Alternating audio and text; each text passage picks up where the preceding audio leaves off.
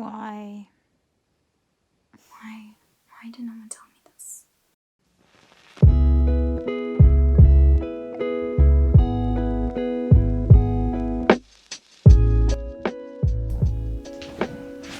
What's up, guys? Welcome back to my channel. Please like and subscribe and hit that bell notification so that you know when I'm posting a video, like now. So on this channel, I like to talk about, it's a huge range of things, but I guess if you were to categorize it, it's like law of attraction, law of assumption, it's human psychology, it's philosophy, it's the nature of life, it's quantum physics, it's why things work the way they work, why we are as human beings the way that we are, why we don't get what we want, how we can get what we want, and why even wanting and getting is alright in the first place, and part of life and part of why we came down here. So that's like a huge slew of things. But anyway, on this episode, I wanted to go over something that I just learned, honestly, in the past week. And now that I know it, I'm like, why did no one tell me this? Why did no one tell me this? I'm learning a lot about like how basically the world functions and that it gives you back what you assume about it. So it always makes you right. Always makes you right. Like that's its job, is to construct around you the world that you assume it to be. And then you get to experience that world and live in that world. And that's great if you have selected a world that makes you feel good and is really fulfilling and inspiring and beautiful or whatever, all the things that you want to see. But if it isn't, it's just going to confirm back those things that have, for the most part, probably been like accidentally installed.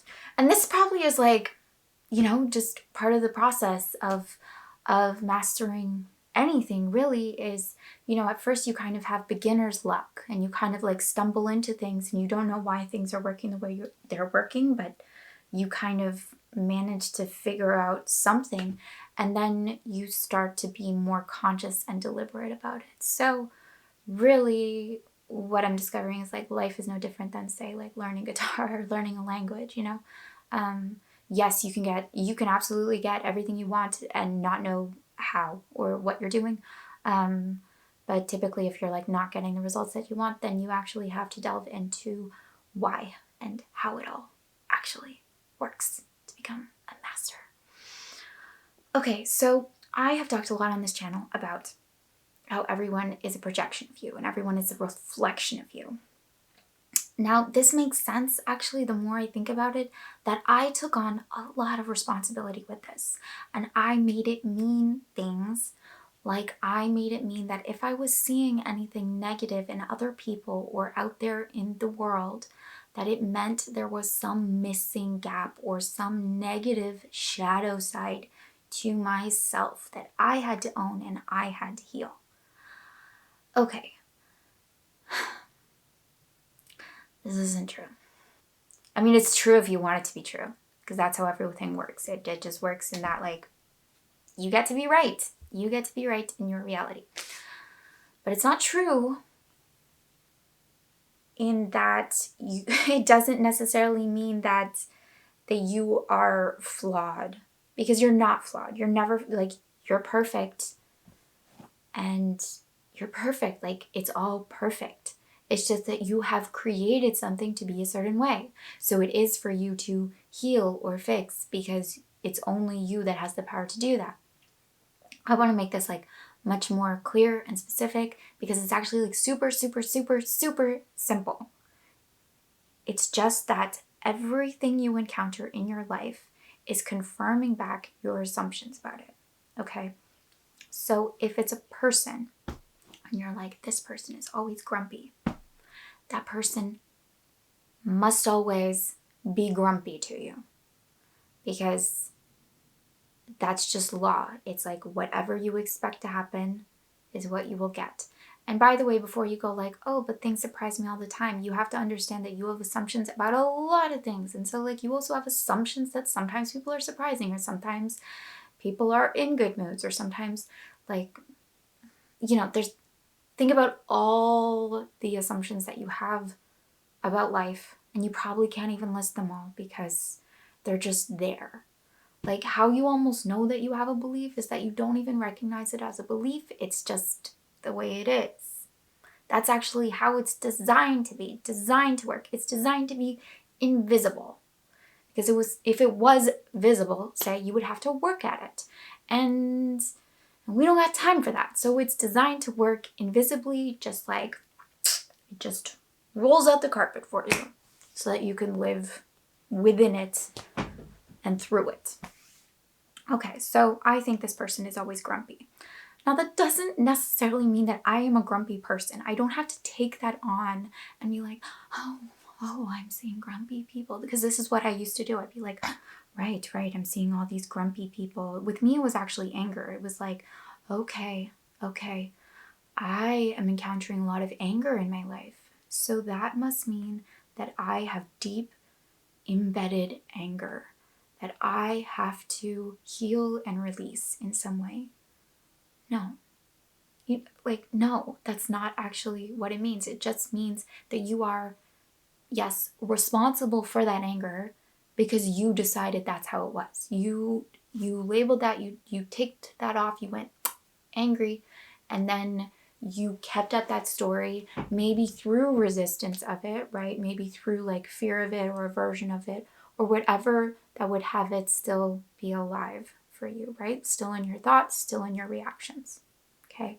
And that's like also why it can work that if you quote unquote like heal those aspects of yourself, do shadow work or whatever, it can make that go away because now you no longer have an aversion to it. So it's no longer like as big of an issue for you when it comes up in yourself. So in the outside world, it's also not as big an issue. And so it's not as sticky. And so that can in some ways let it go away. But in another and maybe easier way to go about doing it is just decide something else about that person, decide something else about the world. So you don't have to like, let's just vent. You don't have to like go into the flames. You can just decide something else and then stick to that new decision, and it has no choice but to show up.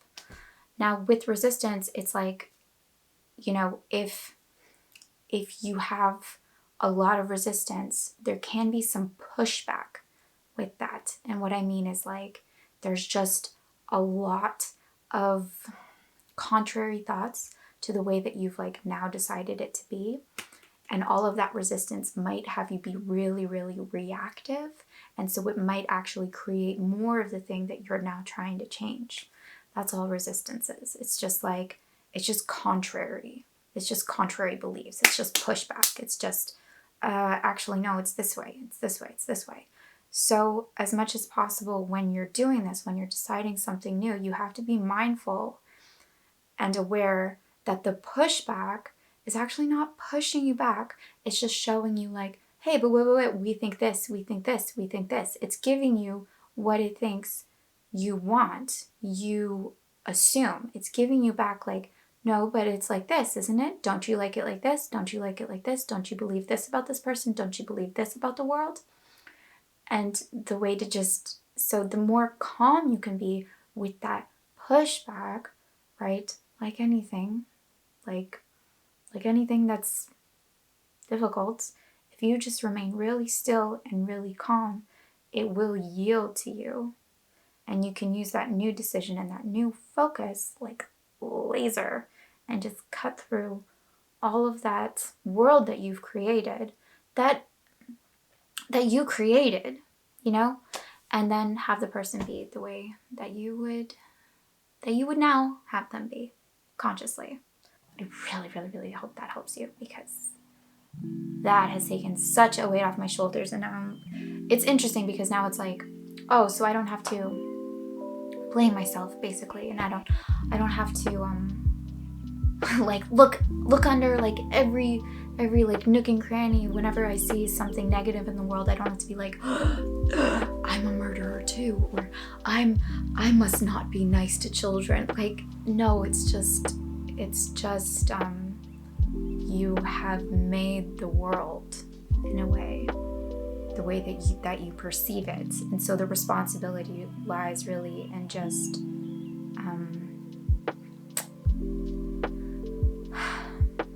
creating it the way that would make you feel the best and would be most beneficial to all. You know? Okay. So I hope that was useful, and I hope you're having a beautiful day. I love you. I want the best for you. You're gorgeous. I'll see you next time. Bye.